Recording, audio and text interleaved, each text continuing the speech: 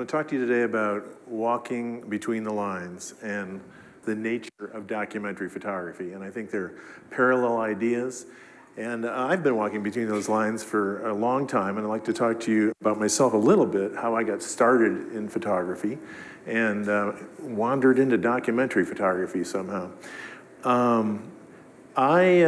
This first slide here, which is already up here, is where I started documentary photography, but 2 months before that, I was at the University of Oklahoma, and I didn't go there to be a photographer. I went there to be a journalist, and I was taking creative writing classes, and I couldn't believe that was really compelling to me, and I started writing query letters, which was part of the class requirement, and I wrote all the major magazines, and I was getting very nice rejections. It was awesome, but they were nice.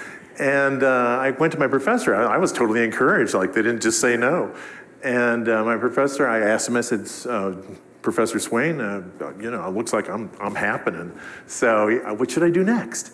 And he said, looked me right in the eye and he said, I think you should quit the university. Ooh. I think you should quit the university and go somewhere that something can happen and maybe start living a life that you might have something to write about and find your mission in life. I went, wow. And you always listen to your professor, right? I did it. I quit college. I wandered back to Chicago. And, you know, funny thing is I got a job. I got down to my last pennies, right, post-graduation. And you know, pretty soon I found myself, you know, I'm not writing. I don't have a life yet in 2 months. How could that have happened? So I found myself, though, accidentally living in a neighborhood where that last great migration wave of blues players were ending up in Chicago. They came up the Mississippi River, the Mississippi Delta players, Howlin' Wolf, Little Walter, Muddy Waters, the great ones. I really wish I could show you those pictures, but I was such a bad new photographer. I don't have those pictures. They weren't that good. I was shooting in the bars till 4 in the morning. But this is what I would do after the bars on my way home. By the way, the bars in Chicago closed at 4, and my job started at 8, so these were kind of tight sleeping years. But okay, so what I did have, because there was more light out on the streets, was the photographs of all the blues guys hanging out after the bars. And that wasn't quite, you know, a voice yet, but I did learn a first principle, a turning point, so to speak. Photograph what's close to you and what you're most passionate about. And I started hanging with these guys so much, I started thinking like I'm part of the blues movement in Chicago. Right? No, I'm not. I'm just a kid with a camera. But I think that's really important because right off the bat, eventually you've shot what you've shot and you're not part of the community you're photographing in. You're walking between the lines of that community and who you want to communicate, you. So I'm beginning to be a photographer, untrained as I am, and I'm starting to idea it's about the people in front of the camera, not really about me. I don't know how to do this exactly. But oh, by the way, I'm not writing anymore because I still don't have a life after 4 months. I'm just a beginning guy. So I did start to think maybe I did go to journalism school. Maybe I should start to do something with the news. And those were the years of heavy protests. This was at the end of the Martin Luther King, the spring before Martin Luther King had been murdered in Memphis. He was living in Chicago, and his organization went on. And all of a sudden, there's all this turmoil and police riots and stuff going on. So I wandered around from protest to protest. I still don't know what I'm doing. By the way, those times sound familiar all of a sudden, right? And I knew this man. His name is Marvin. He was a Pima Indian from Arizona. And he gave me a call and he said, we're going to take over the Bureau of Indian Affairs office downtown. This also sounds familiar a little bit. And would you come down? And I thought, well, yeah, okay. So I get on the train and I go down and it's 8 o'clock in the morning. And I'm looking, there's police with big clubs and guns and, you know, big lines in front of the building.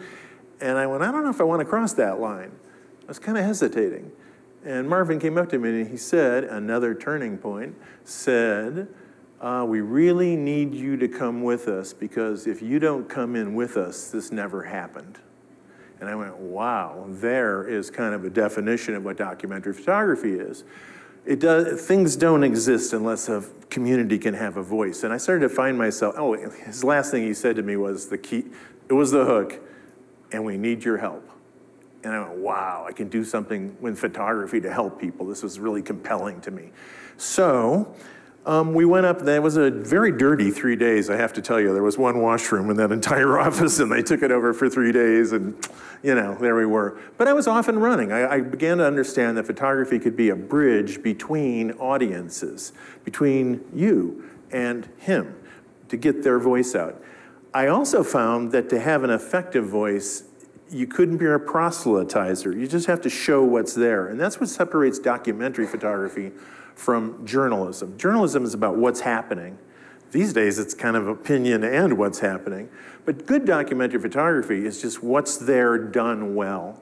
It's not so much about the photographer, but about who's on the other side. Last slide from the Chicago era. So these were times of turmoil and disruption. Martin Luther King's organization was still in Chicago. Jesse Jackson, the Reverend, took over that organization after King's demise. And I found myself working with him and this man named Chuck Urey, who was an Appalachian person. There were more Appalachian people in Chicago in that era than there were anywhere else. It was like up the Mississippi River. So I found myself working with him. I was sent there on my big first job. I worked for the Lerner Home newspapers in Chicago. $5 a photo. Wow, I knew I started my career. So I'm working with Chuck, and they were doing things like feeding the community, educating the community, all that community organizer stuff. We just had one for president. And bottom line, I'm liking it, but Chuck comes up to me one day, he says, look, you're here all the time. Why don't you just move in with us? Whew. So I moved in with Chuck Urey's family, and that was another turning point, because I realized to do good documentary photography, you can't come and go. You can be an insider, but for a while. But you can't come and go because you don't have credibility. And those communities are very closed, and they're very wary, and they're very helpless. And if you're going to offer your help and you're being asked to help, you need to move in. So I moved in with this family. A week turned into a year and a half. And as all stories, and I tell my students, a few of who are here today, there's a documentary clock. You've got to start somewhere, it's 12 o'clock. And then you're working for 10, 15 minutes on the clock, and all of a sudden I go, forget him, he's just the fly on the wall. He's not important. And that's when you can work, and you start working, and it's 10 after and 15 after, and you're heading toward the end of the story, but eventually all stories end. You've said what you had to say, you've learned what you've had to learn. It's the second thing I want to say that I say to my students, which is I'd like you to use photography as an instrument of education, not self-expression, so maybe you can matter. And they look at me like, oh, it's too heavy. And I go, and it's the way it is. I had learned enough about this community, and it was time to move on, so it was time to move west. Digging out things for this talk, I came across this little document that was written in November 1970. Another turning point. And the primary thing here is Chuck let me into his life and into his family's life, and I had the position of a privileged eye. Whoa, that blew me away. Because finally, I'm having these steps. Photograph what's familiar. Photograph what you're compassionate about. If you can help, help. And then, what a privilege it is to be allowed into communities to do that helping. That set me up for El Paso. So next step, we're in El Paso. I come down here, I'm the dark guy, I've been living in the riots, I'm in Chicago, where's the trouble on the border? And I find that. What trouble on the border? Wow, and all of a sudden, I've been a black and white photographer from the beginning, developing my little film and everything. And there was no way to be a black and white photographer in Chicago in my mind. This place blew me away instantly. I had a job at UTEP, is how I got here, with 3 weeks. They said, you want to come down to UTEP? Can you be here in 3 weeks? I was there. That's not how they hire everybody, don't worry. But I found myself here, and you run into the color and the animation of this border. And yes, there's troubles on the border, and there's also great beauty and great aspiration on this border. So I was on that. This is a 1980 slide on the corner of Mesa and Father Ram, which is Fifth Avenue here. And the color and the beauty and all of this was coming to me like the documentary can be more than heavy stuff. It can be what it is by definition, the documentation of a place and a people. And what I've learned from this place is, it's my riches, it's my adulthood, which is family and loyalty and that energy between two distant and disparate things can be very enriching and empowering. So I started to realize I don't have to tell heavy stories here, I can just tell stories. This is Fred Torres. Fred Torres lives where I've lived for 37 years on Alameda Street, 3 blocks from the bridge. And Fred saw me photographing out on the street. And he says, "You want to come into my house?" I'm going, uh-oh, it's one of these places you might not come out of. And let me tell you Fred's story very briefly. Fred is playing the ukulele. He's 76 years old in this photograph, and this photograph was made in 1987. In this photograph, he's playing the ukulele that his high school sweetheart gave him, singing the song she most loved in the room he was born in. I'm going, this place, El Paso, is so rich in stories, so rich in culture, so rich in family. So I decided that's all I'm going to do. I don't really have a thing to do here. I'm just going to shoot who I meet and just tell their stories. And that became the Border Project. And I've showed the Border Project a few times in El Paso and elsewhere. And I hope some of you have seen the work. There was a new definition of documentary photography here. Yes, you walk between the lines. I walk between Fred and I walk between you. But I'm more and more aware now it's the walk between, not trying to become part of Fred's life, not trying to become part of Chuck's life, not trying to be a Pima Indian from Arizona, but walking in between two communication channels, one channel. The people who live this, who are on the other side of my camera, and the people like you who might have an interest in a Fred Torres and the richness of El Paso and how far back he goes into our history. Yes, I've touched on the issues here. I worked for the New York Times for about 26 years on the border. I was a contract photographer until I took my recent job at NMSU. And yes, the border has these issues. Immigration is one. We're all involved in that. Every day we turn on the TV or look at a newspaper, we are all involved in that issue. And I have a book. I'm not going to hype, what do they call it? Hawk a book. But my book is called Walking Juarez, as my talk is called Walking Between the Lines. I've walked the border a lot. You can't avoid certain issues. We can't avoid certain issues. But I think the issues are for you to decide, not the photographer. And I kind of like to make that point because I do teach journalism, and we're in a troubled time in journalism because to survive as business entities, there's more opinion being offered than was offered because they don't exist unless their base keeps buying the paper. So bottom line is, I try to walk between that line. It's why I veered off into documentary photography solely, because I really think it's without the audience being respected for their opinion about these things, you can't convince people of anything. You can only do the second big thing I learned was,